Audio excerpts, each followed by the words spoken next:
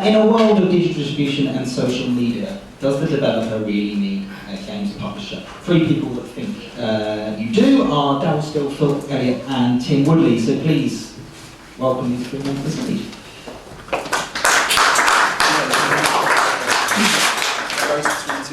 You guys can have the microphone. How about we start with you guys sort of introducing yourselves and what you do and who you are and what your company is? Yeah, sure. So my name is Tim Woodley. I'm the SVP of Global Brand and Marketing at 505. 505 are a global video games publisher with offices around the world. I guess we would describe ourselves as being the new breed of publisher because publishers have got somewhat of a bad reputation. But when we started 505 about 9 years ago, we wanted to be an open, honest, transparent, collaborative partner with the development community. My background is Activision, so I know what the other side of the fence looks like. So yeah, and since we started, we've grown from being a small DS-based publisher with the success of Cooking Mama under our belt, growing into today where we've got Payday, Terraria, Brothers, A Tale of Two Sons, big blockbuster hits, but also small indie titles that we make big blockbuster hits.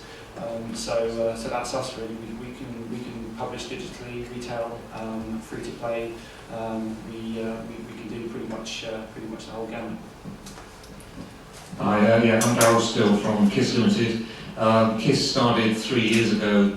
Again, like Tim, myself and my business partner came from the corporate environment. We decided to form a company to get rid of red tape, bureaucracy, and to set up, we don't call ourselves a publisher actually, we call ourselves a label on which indie developers can publish their title.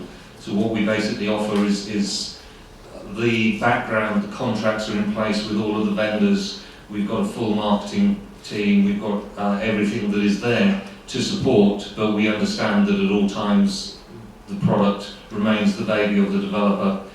They retain the IP and we offer the distribution platform. We have 96 at this current stage games on Steam, pretty much publishing one a week on that platform and are now spread to consoles and mobile platforms. Thanks. Hi, I'm Phil Elliott. I run a platform called Collective at Square Enix.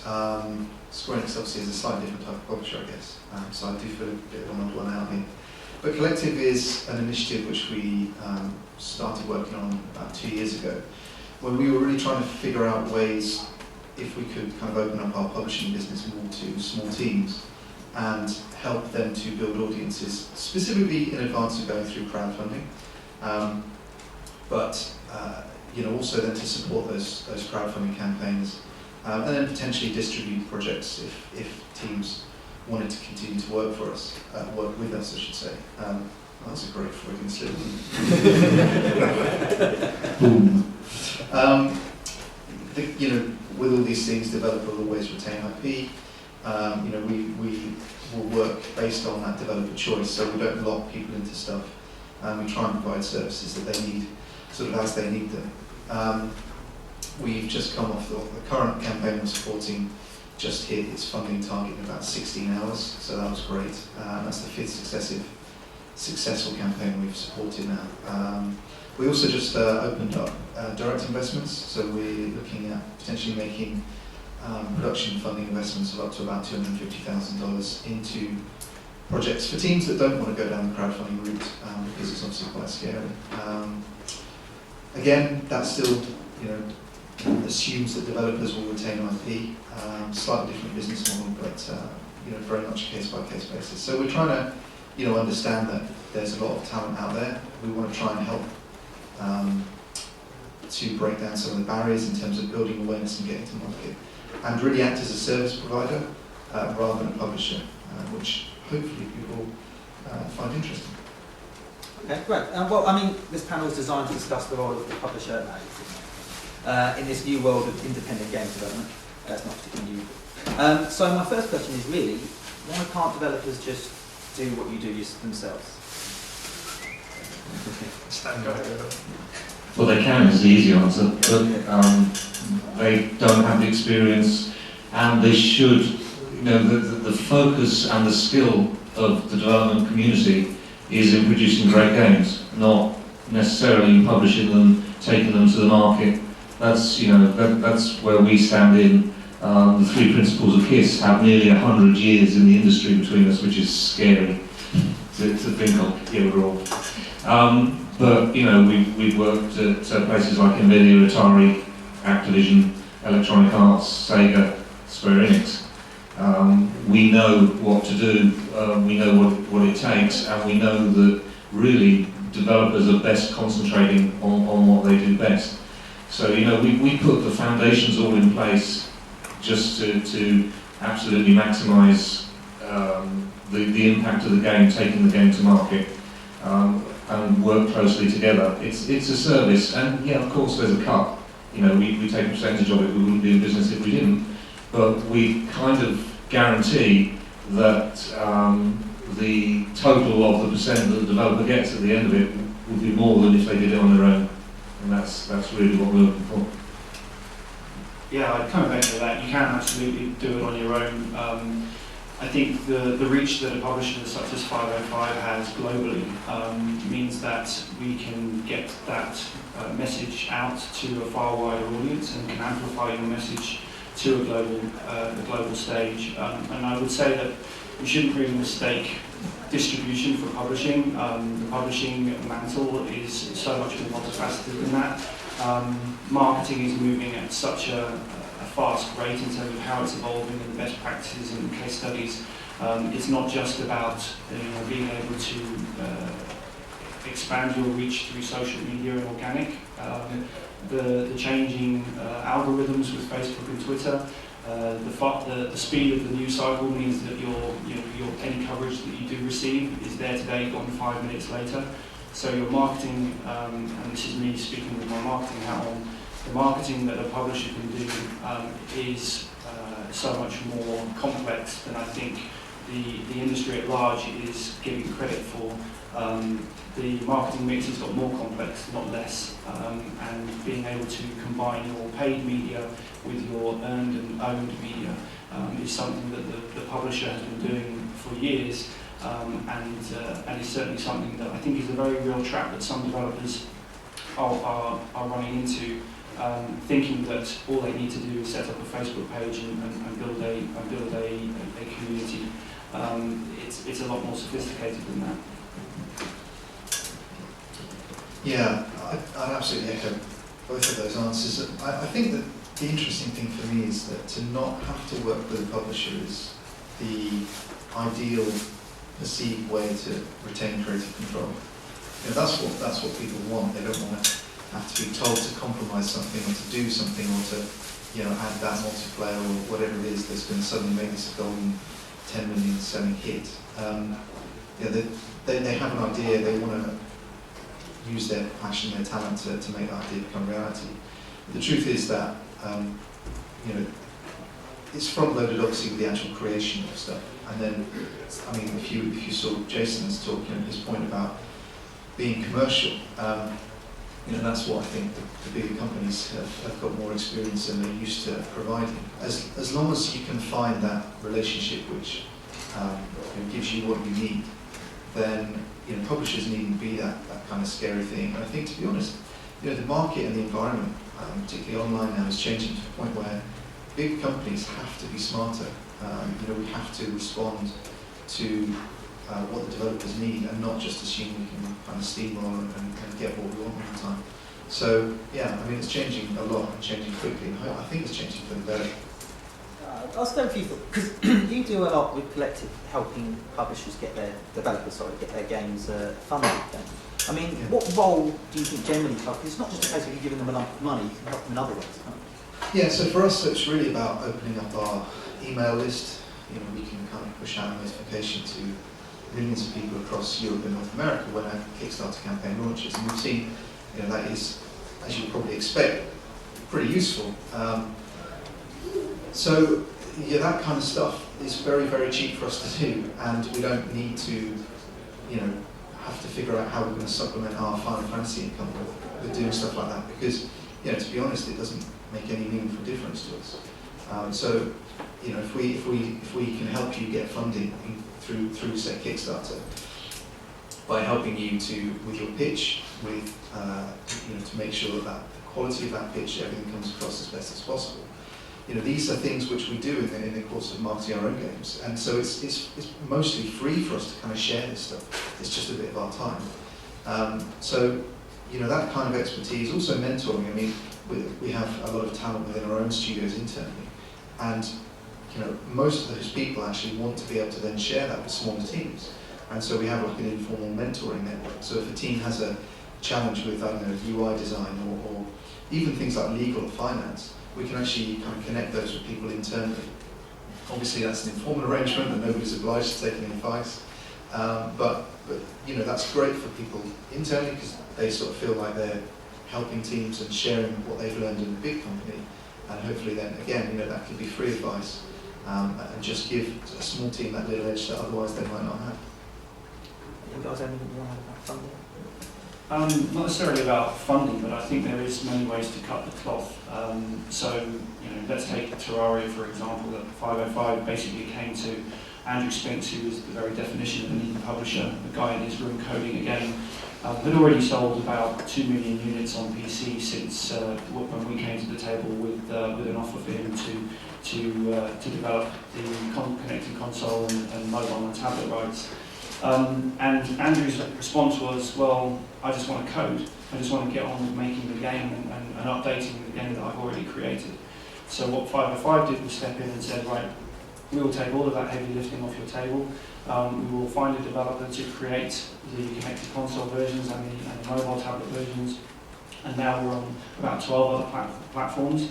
And Andrew hasn't had to lift a finger, and he just banks a check every quarter, and it's a pretty sizable check, I can tell you, because we've done about 5.5 million units of Terraria to add to the now 5 million units that he's done on PC.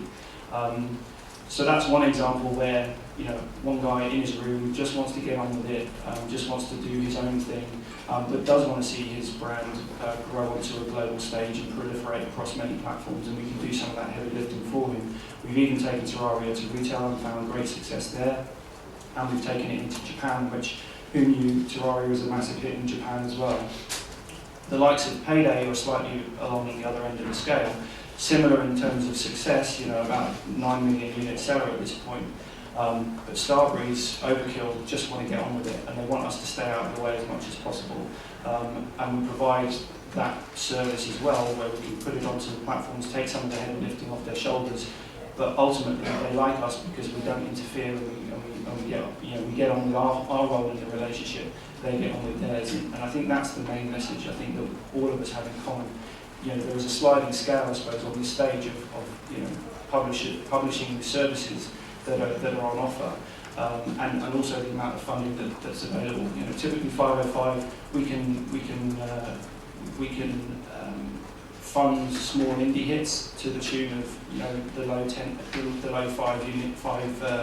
five-figure sums, or we can fund up to our biggest investment as being, you know, 3, 4, 5 million at this point. So it's that kind of, you know, that sort of sliding scale at this point. But you never know where the next hit is going to come from. We didn't know what Terraria could be on other platforms. We knew it was a success on Steam, but it turns out that it was so much more successful than even we could imagine. The day that we launched on iOS, and it was editor's choice on iOS, and suddenly the whole thing went mass market because the number of eyeballs that saw it was significant. So that's the kind of thing that we can do, as I said, amplify the message of an idea. Okay, well, thanks for that. I mean, you all work very closely with the big digital platforms, Steam, the App Store, Xbox Live, PSN, that sort of thing. And it seems pretty straightforward for developers to deal with these outlets directly. I mean, what do you do in terms of what do you bring to that relationship? I think one of the key things is for those guys, you know, even Steam, Valve is not a massive company, they don't have that many people on board. It is a lot easier for them to deal with one company who has a portfolio of 30 titles. So we have a similarly within KISS that we kind of talk to developers about, which is, you know, I've said in my introduction that the game remains the IP remains yours. We see it as your child, it's your baby. At the end of every day, it comes home to you, but we are at school.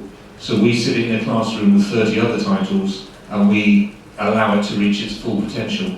And that's where we look at it. The developer understands that it's not the only game we work with, but it's their only game. So we have to treat it as their only title. But I think, I know, having spoken to people at Amazon and a lot of the other partners we work with, they would much rather make one phone call to us to run 10 titles in a promotion they're running that weekend than to make 10 phone calls to 10 indie developers to have to get those 10 titles. So it makes their life easier, so they kind of come to us as a first point of call. We're also experienced at getting the discoverability. We know what you have to do to get it on the front page of these places. Some of the vendors that we put it on the front page of, because there are a lot more out there than Steam, will only ship 10 or 12 copies. But it's on the front page, and people going there and discovering it see the game on the front page, and they might go to Steam to buy it, they might go elsewhere to buy it. It's getting it out there, and it's giving it that exposure in amongst the catalogue. So it's being part of a catalogue of titles is a huge advantage than being one small fish in a very big pond. I would also just add that your digital distribution or your digital retailers are just that, they're retailers.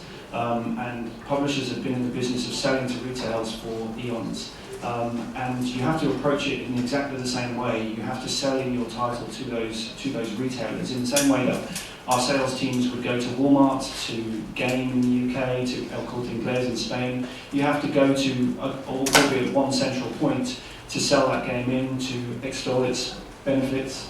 I've been talking too long, is that the blue tax run out? So we approach it with exactly the same premise. When we try and sell into game, we have to show them the USPs, we show them the code, we show them the assets, we show them the coverage that we're achieving. And while there isn't an inherent cost of goods risk and an inventory risk as you would find in normal retail, there is still value to the real estate that those digital retailers will give you in those front of store promotions. So it's about understanding that sales dynamic and being able to tap into that through people who have known how to do it for decades. Yeah, I mean, we haven't started distributing projects yet. Obviously, there's a lag between games which are seeking funding and then sort of distribution later. So, we'll be going through this process in the next few months with the first game, which is very exciting. So therefore, I mean, Steam, as has been mentioned, is a great example. There are obviously ways for a team to get onto Steam without needing a publisher. It's Greenlight, or even before Greenlight, there are ways. And the problem is that with any successful platform or channel, there then is the gold rush that ensues. There's a stat that Chris, you probably know, I can't remember, but basically a ridiculous amount of the total proportion of games ever published on Steam were actually published last year. So anyone recognise? It's like by the middle of last year, more games have been published in the first half of the year than in the whole of the year before. That kind of stat. That was it, right. So, which is really scary. I know, not really for us, because we've got those relationships and we've got those multi-million-dollar marketing budgets, and we know how to sell games on Steam and other platforms, and that's fine for us. But for small teams, then that is really scary, particularly if you don't have a recognised IP. So being part of that portfolio, or even just being able to open doors to relationships.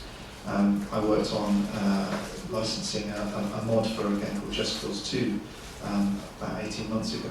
And this small team in Australia basically hacked the game to create a multiplayer mod. And when we first saw it, there's thousands and thousands of people kind of playing this mod and having loads of fun. So the first thing I did was to persuade people not to shut them down. What they wanted was to get that mod up on Steam alongside Just Cause, and not to sell it, but to just provide it to the widest number of people. And we were able to help them with that, obviously not just because it was our IP, but then I could introduce them to the folks at Steam. They could tell them exactly what they needed to do, and the power of that relationship was such that because this type of mod had never actually been handled in this way, Steam actually changed some of their processes and behind-the-scenes tech to enable that mod to actually, kind of work in the way that we needed it to, in the way that the mod team wanted it to, And so it's that kind of thing that they just really wouldn't have been able to do, assuming that it wasn't RFP anyway on their own. So there is that sort of scale there.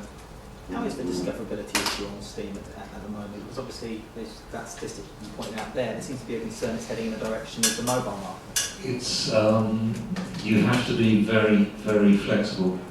They move the goalposts all the time, not in a bad way, often in a positive way, but you have to be able to keep up with that.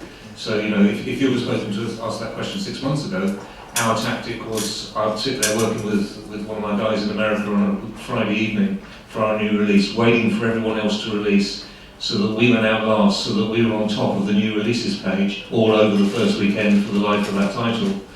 They then, of course, made the front page entirely adaptable for the end user, and you don't just see all new releases now, you see the top selling new releases that are driven by an algorithm that is driven by a mixture of sales and good user reviews. So the key thing now is to get out there and get as many good Steam user reviews as you possibly can to make sure you're in that algorithm, to make sure you're at the top of the page, and in 3 months' time it'll be something different. It's just a matter of being able to adapt to that and be totally flexible and keep your eye on it and keep up with it, and keep talking to your Valve account manager, which is absolutely key, and that comes back to the fact that we've got 96 games in our catalogue. They can make one phone call to have those discussions to get all of our games in the Steam Summer Sale. That would be 96 phone calls that they just simply wouldn't have time to make to 96 individual developers. Yeah, I mean, Apple are no different really.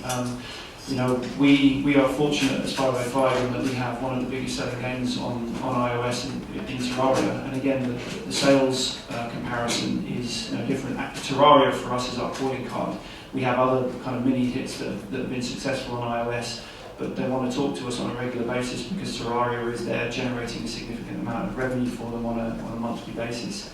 So that buys us the right to visit them in Cupertino every month, to show them our up-and-coming portfolio for them to be able to sort of see the games as they come into development, and to be able to isolate the ones that they think are going to be able to punch through and give future support to. Nothing is guaranteed in this world. But again, when we were starting out as a publisher, people didn't want to talk to us for any other reason other than we were the Cookie Mama company, and they wanted us to buy more units of Cookie Mama, and we leveraged the rest of our portfolio off the back of Cookie Mama. And similar things happening with Apple, where Terraria is our calling card, and our other titles are slipstreaming in off the back of that and getting some success off the back of that portfolio approach. Yeah, I certainly wouldn't contradict anything there. I do think that one of the best things that can help is just pre-awareness. Discoverability is really helped if people know about your game in the first place. And again, as small teams, I'm not just talking about collective, but there are platforms and opportunities out there to try and drive that awareness. And if the folks at the platforms have a sense that you are known, then you will get more support than if you just kind of sort of come pretty much out of nowhere. So the more work you do in advance of having those discussions, that can actually help. We talked a lot about the digital platforms, but this is probably more for you, Tim, actually. One area that rarely gets talked about at these sort of events is physical retail. But Box Games still made £915 million in the UK last year. Is there a role for these smaller titles on the high street? Yeah, absolutely there is. I think the way that we've approached it in the past, and it doesn't necessarily always need to be this way, but it's a great place. Digital is a great place to test out new ideas and new IPs. And if you get traction in that space, then you take it back into retail and open it up to an even wider audience. Again, without blowing the trumpet about Terraria. Terraria was a success in digital way before we took it into retail, but it found an all-new burst of life when we did start packaging it in a box and putting it into retail, because it's a totally different customer. And actually, when we took it to to Japan, our licensor over in Japan, the guys who sub-licensed it, they said we don't want to put it digitally because digital in Japan isn't particularly strong at the moment. PSN isn't particularly strong. I mean, who knew, right? But they wanted to put it in a box, and they were the first ones to show us that there was an opportunity for Terraria in a box. So I think the benefit of working with someone like 505 is the fact that we can be quite agnostic in that approach. Another example, I suppose, is that Payday 2 was never meant to be in a box. Payday 2 was meant to be a downloadable title, as Payday 1 had been. And if it hadn't gone into a box, if Starbreeze, if Overkill hadn't come to us about 5 months before the game launched and said, you know what, this game, it's not going to fit down the Xbox pipe. You know, it's too big to go down the XBLA route. We're going to have to go retail. So 505 did what 505 does well, and we turned on a dime, and we activated our sales teams and marketing teams around the world, put it in a box, and the brand, the franchise is so much stronger now than it ever has been because it had that retail component. Anyone else got anything to add? I think the only thing, we've eschewed the whole box idea from an early stage because we did not want to get involved in inventory and write-downs and stuff like that. And that was just a company decision. But we have worked with partners to actually put some of our titles in boxes, and partly because actually for the indie developer it's quite a buzz to walk into a store and find their game in a box. Some of them have made some alright money out of it, as long as they understand that you ain't going to get the margins that you're going to get selling it through Steam. So, you know, if that understanding is there, then you know, it's worth putting it into retail because it's another place to get it sold. There's also, you know, the whole card point area of retail, which is definitely worth exploring now. And that's there are lots of other avenues of some kind of physical sale starting up. Yeah, I mean, retail's not something we've looked at, and nor is it something that any of the teams have really asked us to either.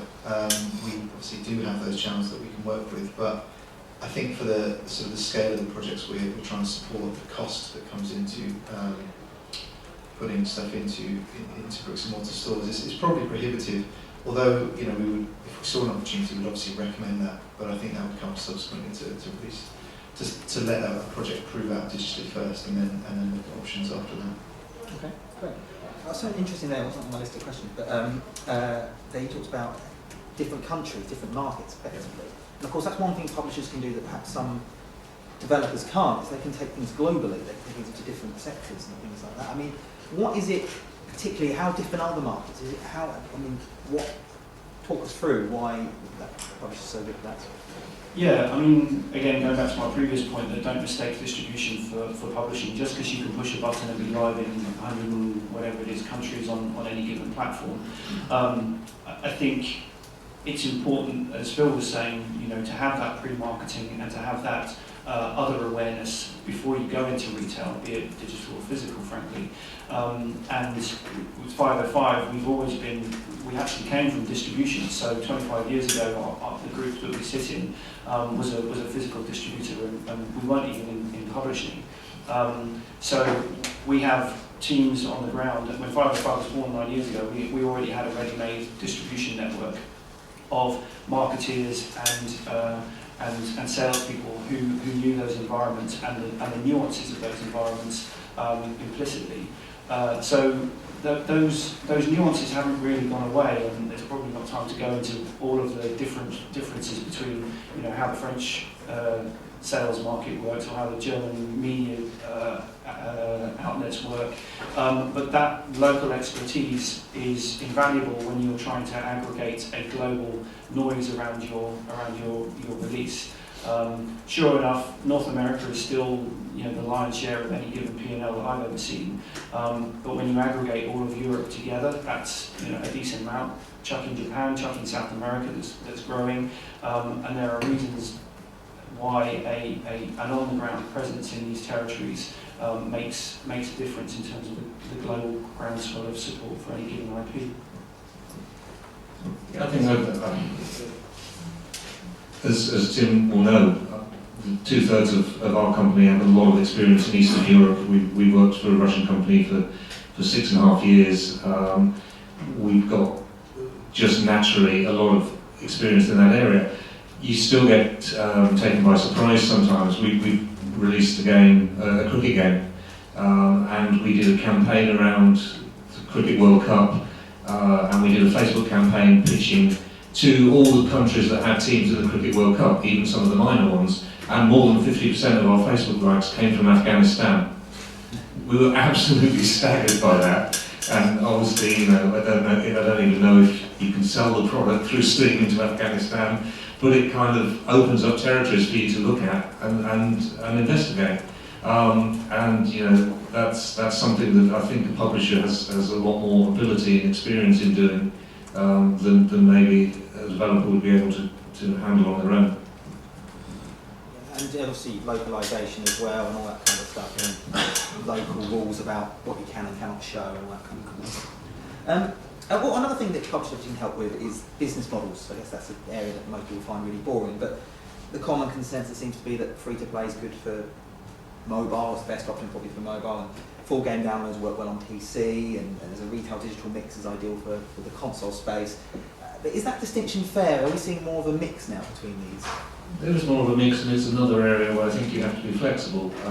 You know, we've been through the issues of green light on the Steam platform. Early access is now, we're having a huge amount of success on early access. I suspect in a year's time it'll be something entirely different. So, you know, you just keep your eye on what is working. Again, a year ago in the mobile platform, it was, you know, in-game payment mechanisms. People now are telling me that the advertising way is a much better way to make quicker money.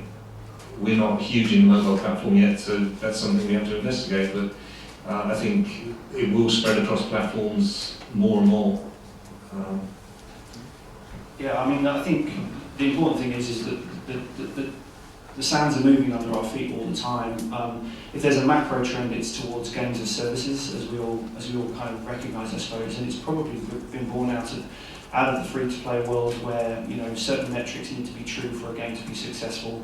The same is coming true back into the traditional world of console gaming and PC gaming, where you need, you know, the DLC component is as vital as ever to keep your audience retained, and I think that's the, you know, one of the main points coming out of this is that it's not just about, you know, launch your game and see how it goes. It's about the constant updates and the constant support. And in that regard, you know, it is probably time for, you know, for the publishers to step out of the way. And as I said, we try and remove ourselves from the conversation between the content creators and the consumers. Ultimately, no matter how important the publisher is in your business, it's important that the publisher doesn't get in the way of the direct dialogue between your content and the consumer, because the consumer doesn't want to talk to the publisher. We're the bank, we're the facilitator, we're the service provider. They want to talk to the artist, the coder, the community manager, or whatever. And certainly that's 505's mantra is, you know, we orchestrate, we amplify, we can project your message onto a global stage, but at no point should we be getting in the way of that direct feedback loop that you have with your consumer, because that's really what drives success in this day and age. I think I went off topic there, sorry. Yeah, I think the sands are very much shifting constantly, and it's still going to take a while before things settle down. Maybe they never will, I don't know. But I think the interesting thing for me is that lots of different types of combinations of business models can be successful. It seems to work best where you have a real clear vision of when you're designing the game, what the business model is going to be, and also what the funding model is going to be for that matter. You know, for example, if you're going to go down a Kickstarter route, then understanding that that's what you're going to do and making sure you've got a design that can scale according to things like stretch goals, you know, is actually quite important. But I think, I mean, I talk to teams all the time, and I hear the game pitch. I sort of, you know, hear kind of the 10 lines or the things that are most important to them, and it's never the business model. They never say, oh, they never lead with it's going to be such and such a game, or a free-to-play game, or a subscription game, or a premium game. And so I always have to ask that question, so you know, what's the business model? And every time someone says free-to-play, it's almost like an apology. And I understand that, because I think a lot of indie developers are also, core gamers, and if there's one thing that core gamers are very suspicious of, it's free to play, because it does at times distort that sort of the interaction loops and stuff between the player and the content. It has to if it's going to be successful. I mean, it's far from settling down, and I think the truth is that there are enough amazing successes on free to play on mobile. Yet there are also enough incredibly encouraging successes as premium games, and that's changing over time. I mean, if three of my favourite mobile games are probably Monument Valley, Knights of Pen and Paper, and The Room. Now, I don't know if that says more about me. Right, sorry. I've got it on the scene, so awkward. I don't know if that says more about me because that's my preference as a gamer, or whether it's more market-led. But we're sort of trying to find that place where we've got our, where we're useful, where we have big franchises aimed at core gamers. So it's those people, I guess, we're trying to talk to more. But people should not be apologetic for having different business models. And I really hope that at some point soon, gamers can really understand that things like free-to-play don't have to be evil. And the vast majority of people making free-to-play games now are really trying very, very hard to make sure that they are giving away as much content as possible in order for people to actually enjoy those games. Well, we're almost out of time. Does anyone have any questions they wanted to put to the panel at all? Very shy audience. It's a nice pulpit, by the way. Hang on a minute. Praise Jesus. Okay, I'll ask one more question myself. The game is almost out there. Oh, sorry. Following on from what you were saying just about the free-to-play and things like that, do you think that some of the other business models that are active, in-app purchases, for example, might show up in Steam or will grow, will become a bigger thing in those sorts of places? Yeah, it depends on how someone is buying content in the first place, because you could argue that DLC is effectively in-app purchases, but just in different kind of scale. If you pay $60 for a game, then in 6 months you pay another $20 for a big expansion. It's only really a difference of scale if you pay $1.99 for a game and then $2.99 for a new hat or something like that. I think the cool thing is that sometimes that small scale stuff actually empowers the player to have more choice on what they spend, so you can customise that experience more. I think we're far from sort of seeing things settled up, and I think whereas there are some incredibly successful free-to-play stuff that is incredibly well supported by core gamers, like League of Legends, for example.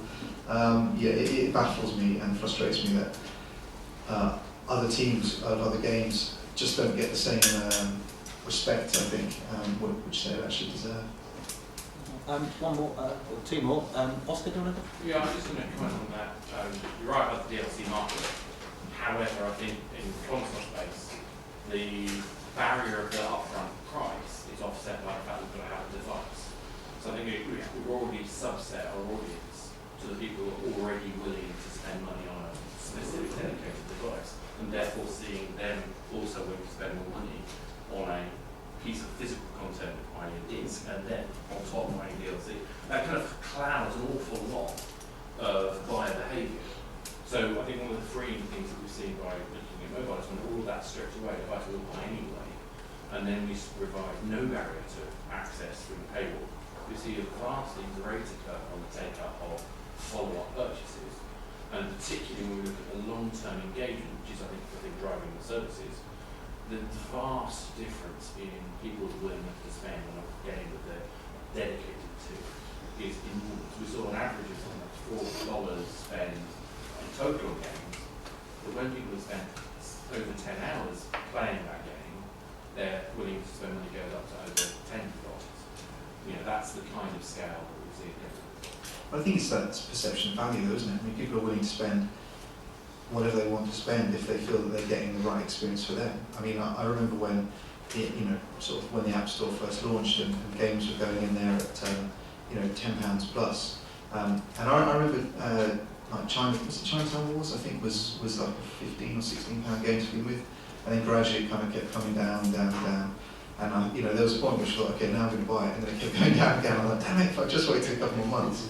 But I don't think that process of price versus perception of value has finished moving around. I think those tectonic plates are still shifting. Can I suggest a slightly different way of looking at it, which is rather than here's content and we're going to pay for it, it's a case of what's the expected value, how we create anticipation for this thing which is coming.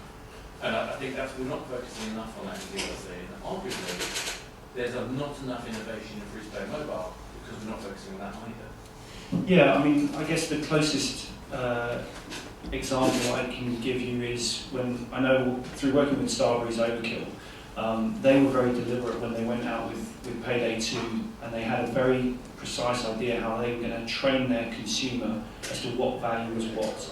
So when they first came out with the first DLC, and I can't remember the exact order things happened in, but a weapons pack is $5, a map is $10, and at the beginning you get griping. It's like, oh my god, that value, that content's not worth that. How the hell can you possibly charge that? But over a period of time, the consumer gets used to the fact that no, a weapons pack is $5, a map pack is $10, a bigger DLC is. So long as you have an economy that makes sense, the consumer will ultimately get used to it. And again, it goes back to the value and the economy that you create.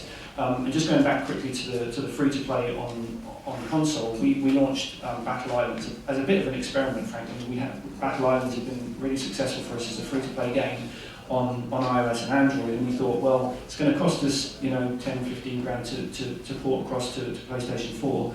And wouldn't you know it, we've got a ton of whales on PlayStation 4 with an ARPU of about $18. So there is significant reason to be cheerful that the ecosystems are starting to cross-infect against each other. And as I said, the sands are shifting, so keep your eyes on opportunity. It's all over the place.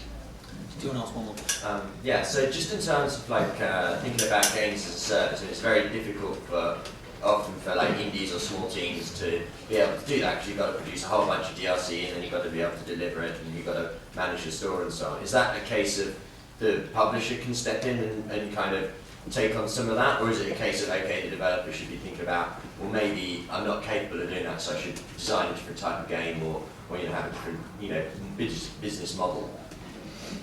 I mean, the publisher, the developer develops, the publisher publishes. The dividing line is a bit hazy, but it really you can make it what you can handle.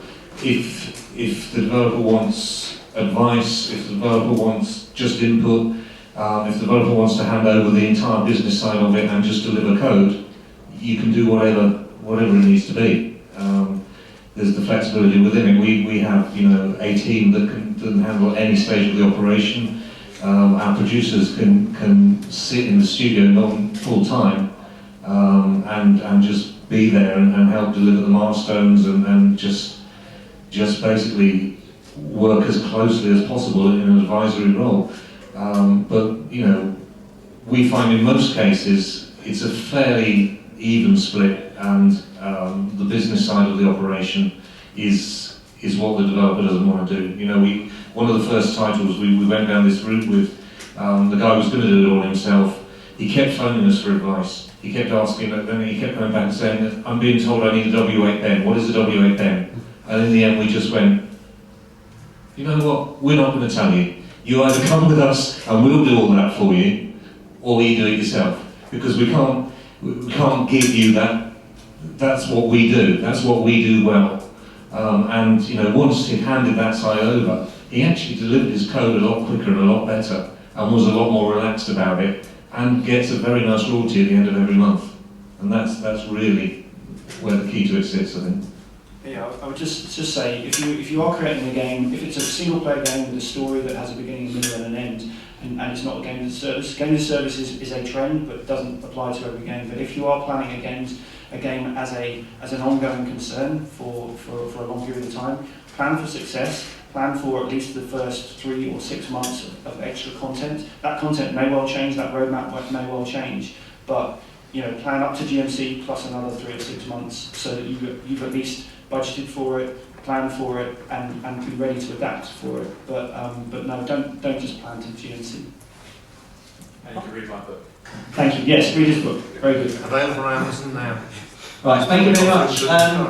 Well, that overran. Thank you very much for our panellists. That was a very good job there. We have about a 10-minute break now, so you can go to the loo, grab some cup of tea. But make sure you're back, because after the break we have wine, candy and